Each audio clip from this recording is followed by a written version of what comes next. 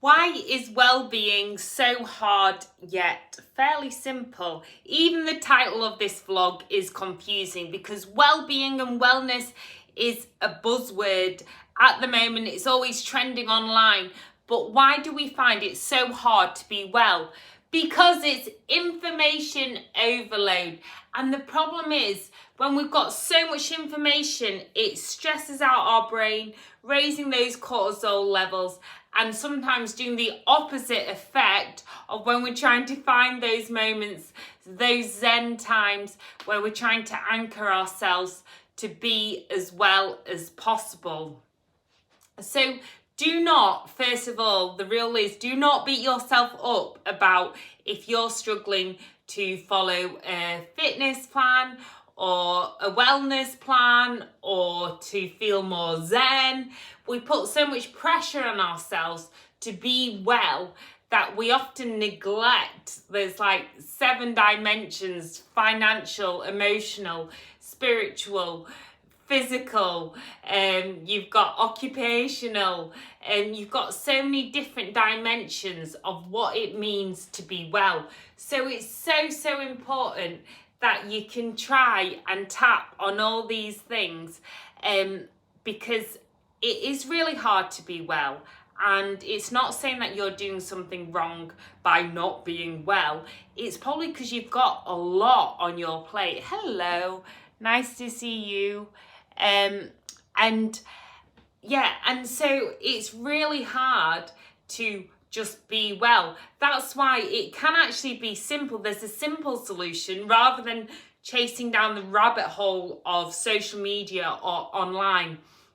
It is to find a community that suits you, that takes into consideration all of those things that it makes to be well. It takes into all of you, the whole person, the whole human, and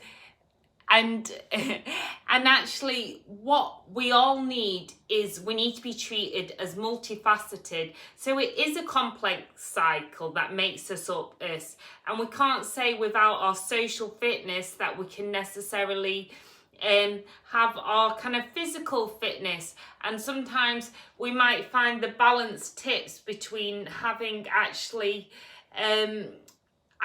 having a system where we go, okay, so this one's going down, got to get my finances in order, because that'll actually help me to actually feel less stressed, which give me the space in my mind to be able to focus, to do a yoga class or a workout.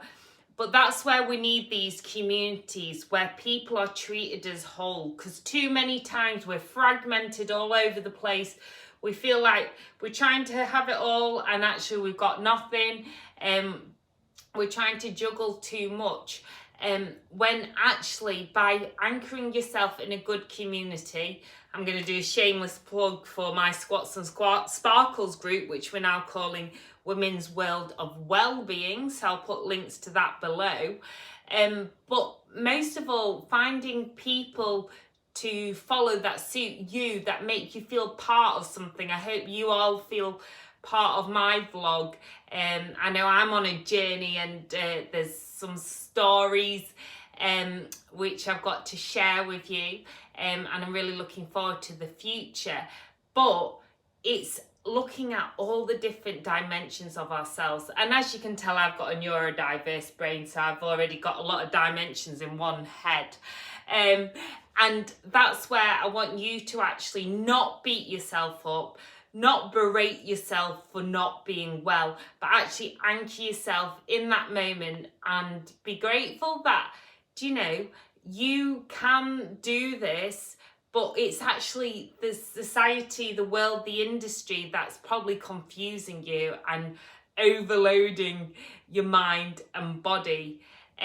But that's what it takes to be well, is anchoring yourself in those communities, fostering that community spirit, and really finding your place where you feel at home. Send you all so much peace, love, and shimmies.